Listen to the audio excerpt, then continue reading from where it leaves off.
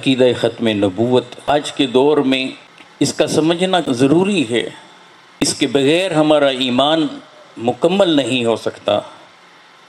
اور جب ایمان ہی نہیں ہوگا تو پھر باقی کیا بچے گا۔ قرآن مجید کا مطالعہ کیا جائے تو 100 سے زائد آیات براہ راست عقیدہ ختم نبوت کو واضح کرتی ہیں۔ شیخ الاسلام ڈاکٹر محمد طاہر القادری نے بڑی ضخیم کتاب لکھی ہے، عقیدہ ختم نبوت اس کا ٹائٹل ہے۔ اس کتاب میں 129 آیات لائے ہیں اور تخریج کے ساتھ سینکڑوں احادیث عقیدہ ختم نبوت کے حوالے سے۔ پاکستان کی سرزمین پر جب بھی فتنہ قادیانیت نے سر اٹھایا، تاریخ اٹھا کر دیکھیں، جنہوں نے دعوی نبوت کیا، اور حضور علیہ الصلوۃ والسلام نے ان کے بارے میں پہلے بتا دیا تھا 1953 کے اندر جب یہاں تحریک چلی پاکستان کے اندر، کہ کیا کچھ نہیں ہوا۔ مولانا مفتی محمود الرحمان سے لے کر مولانا شاہ احمد نورانی، ابو العلا مولانا مودودی، مولانا عبدالستار خان نیازی، سید ابو البراکاس، مولانا خادم حسین رضوی، شیخ الاسلام ڈاکٹر محمد طاہر القادری تلک یہ ناموس رسالت کے لیے کھڑے رہے۔ لیکن ایک نقطہ کہ امت اگر کسی ایک نقطے پر مجتمع ہو سکتی ہے، جمع ہو سکتی ہے ایک نقطے پر، تو وہ نقطہ عقیدہ ختم نبوت ہے۔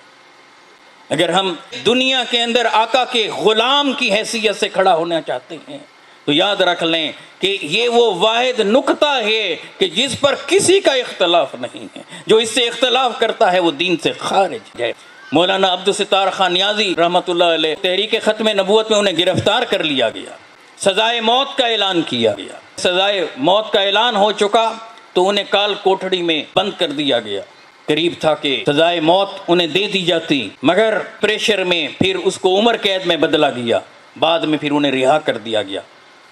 تو صحافیوں نے مولانا عبدالستار خان نیازی رحمۃ اللہ علیہ سے سوال کیا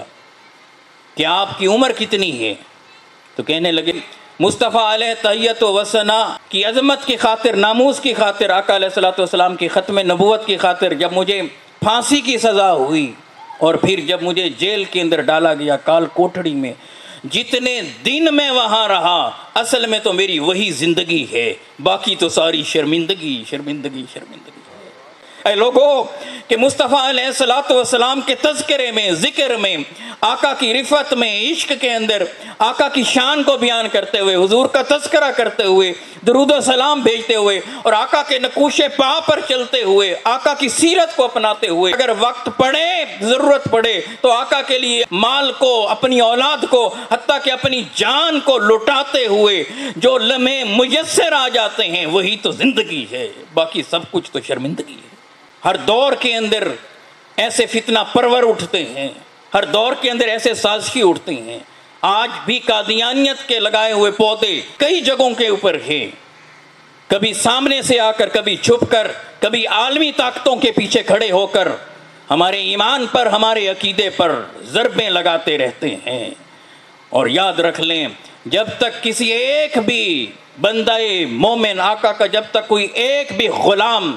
کلمہ پڑھنے والا جب تک موجود ہے، کوئی بھی عقیدہ ختم نبوت کے اوپر انگلی اٹھا نہیں سکتا۔ اس کی اہمیت اپنے بچوں کو بتائیں، فیملی کے اندر کم از کم ایک آیت قرآن مجید کی سورہ احزاب کی آیت نمبر 40 یہ خود بھی اور اپنے بچوں کو زبانی یاد کرا دیں، اس کا معنی اور مفہوم وہ سمجھائیے، اور کم از کم یہ حدیث کہ انا خاتم النبیین لا نبی بعدی یہ اپنے بچوں کو زبانی یاد کرائیں، ازبر ہو، اٹھتے بیٹھتے چلتے پھرتے تاجدار ختم نبوت صلی اللہ علیہ وآلہ وسلم کا جب ذکر آئے، تذکرہ آئے تو عقیدہ بالکل ان کا واضح ہو۔ جب یہ نسل پروان چڑھے، کل کو اگر رسول اللہ صلی اللہ علیہ وآلہ وسلم کی خاطر میدان میں نکلنا پڑے تو پھر یہ کسی تذبذب کے بغیر نکل کھڑے ہوں۔ آج اگر ہم نے ان کی تربیت نہ کی تو یاد رکھ لیجئے کل قیامت کے دن مالک و مولا اللہ رب العزت کی بارگاہ میں وہاں آقا علیہ الصلوۃ والسلام کی شفاعت لینی ہے، آقا علیہ الصلوۃ والسلام کے سامنے کس منہ سے کھڑے ہوں گے اور سامنے جائیں گے۔ ایک دلچسپ نقطہ یہ یاد رکھ لیجئے، انبیاء جب آتے تھے امتوں کے اندر، آدم علیہ الصلوۃ والسلام سے لے کر جناب عیسیٰ علیہ الصلوۃ والسلام تک، ان کی نبوت کی نشانیوں میں سے ایک نشانی یہ تھی کہ ان کے دائیں ہاتھ پر مہر بنی ہوئی ہوتی تھی۔ مستدرک امام حاکم کی یہ روایت ہے کہ ان کے دائیں ہاتھ پر نشانی ہوتی تھی نبوت کی، مگر میرے آقا علیہ الصلوۃ والسلام کی مہر نبوت آقا علیہ الصلوۃ والسلام کی پشت پر آپ کے دونوں کندھوں کے درمیان تھی۔ اب اس کے اندر نقطہ کیا ہے کہ جب تک پیغمبر آتے رہے، نبی آتے رہے، تو ان کی نبوت کی نشانی دائیں ہاتھ پر ہوتی تھی، اور جب وہ نبی آ گئے کہ جن کے بعد کسی نبی نے نہیں آنا تھا، آخری نبی آ گئے، ان کی مہر نبوت کو آقا کی پشت پر آقا کے دونوں مبارک کندھوں کے درمیان سجا دیا گیا۔ جامع ترمذی کی روایت کتاب المناقب سے حضرت سیدنا ابراہیم بن محمد جو کہ مولا علی کرم اللہ وجہ کی اولاد سے ہیں، وہ روایت کرتے ہیں کہ مولا علی کرم اللہ وجہ فرماتے ہیں بین کتفیہ خاتم النبوت وہو خاتم النبیین۔ آقا علیہ الصلوۃ والسلام کی مہر نبوت آقا علیہ الصلوۃ والسلام کے دونوں مبارک کندھوں کے درمیان تھی،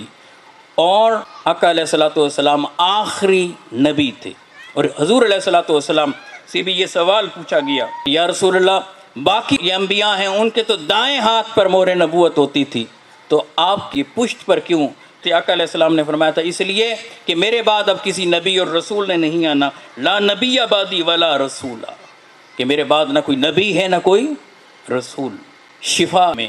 قاضی ایاز مالکی رحمہ اللہ تعالیٰ علیہ کہتے ہیں کہ سیدنا جابر رضی اللہ تعالیٰ عنہ کو رسول اللہ صلی اللہ علیہ وآلہ وسلم نے اپنی سواری پر اپنے پیچھے بٹھایا، تو سیدنا جابر فرماتے ہیں کہ میں آقا کی پشت کے قریب ہو گیا، میں نے اپنا چہرہ آقا علیہ الصلوۃ والسلام کی پشت کے قریب کیا کہ جہاں مہر نبوت تھی، جب میں بالکل قریب ہوا تو اس سے بڑی ہی پیاری خوشبو آ رہی تھی۔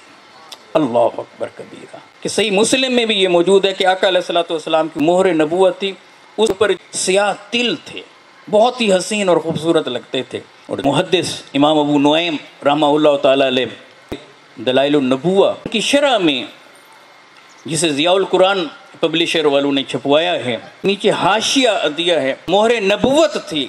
اس پر جو تل تھے اگر انہیں غور سے پڑھا جاتا تھا اس سے لفظ محمد بنا ہوا۔ اللہ اکبر کبھی کہ پچھلی جو کتابیں ہیں اگرچہ وہ محرف ہو چکی، مگر اس کے اندر بھی یہ چیزیں، یہ نشانیاں موجود ہیں کہ آخری نبی صلی اللہ علیہ وآلہ وسلم کی ذات والا صفات کیسی ہوگی اور ان میں کیا کیا چیزیں ہوں گی، اور ان میں سے جو ایک چیز نمایاں ہے وہ عقیدہ ختم نبوت کے حوالے سے ہے۔ آقا کا دو قبلوں کا امام ہونا اور حضور علیہ الصلوۃ والسلام کا آخری نبی ہونا، یہ جا بجا موجود ہے۔ ختمی مرتبت علیہ الصلوۃ والسلام شام کی طرف سفر کرتے ہیں، بحیرہ راہب اپنے معبد سے باہر نکل آتا ہے، اس نے بہت ساری نشانیاں دیکھی، اس نے دیکھا کہ ایک قافلہ درخت کے نیچے آ کر رکا ہے، دیکھتا ہے کہ وہ قافلہ اس پر ایک بادل سایہ فگن ہے، تو وہ اپنے معبد سے باہر نکل آیا۔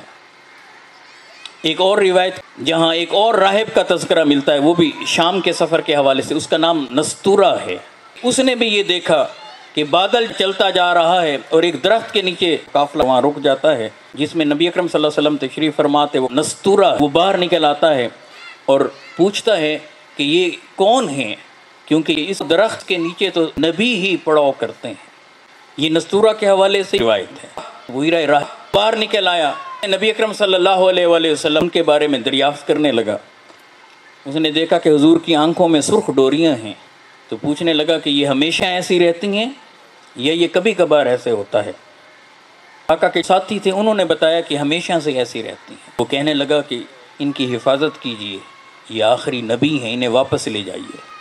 اس روایت کے اندر ایک خاص بات یہ ہے کہ جب رسول اللہ صلی اللہ علیہ وآلہ وسلم درخت سے اٹھ کر چلے گئے تو وہ درخت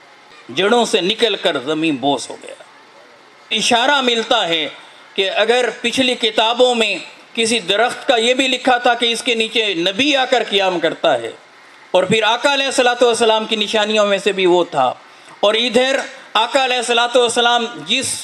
درخت کے نیچے جا کر بیٹھے ہیں اور جب آقا اٹھ کر وہاں سے چلے جاتے ہیں تو وہ درخت نکل کر زمین بوس ہو رہا ہے، تو یہ اشارہ ہے اس بات کی طرف کہ آخری نبی آ چکے ہیں، آخری رسول آ چکے ہیں۔ آقا علیہ الصلوۃ والسلام اس کے نیچے بیٹھ کر اٹھ کر چلے گئے اور درخت جڑ سے اکھڑ کر گر پڑا، مطلب یہ کہ اب پیغمبر اسلام صلی اللہ علیہ وآلہ وسلم کے بعد قیامت تک نہ کسی نبی اور نہ کسی رسول نے آنا ہے، اس لیے کوئی ایسا درخت ہی نہیں کہ جو ہو اور اس کے نیچے کسی پیغمبر نے بیٹھنا ہو۔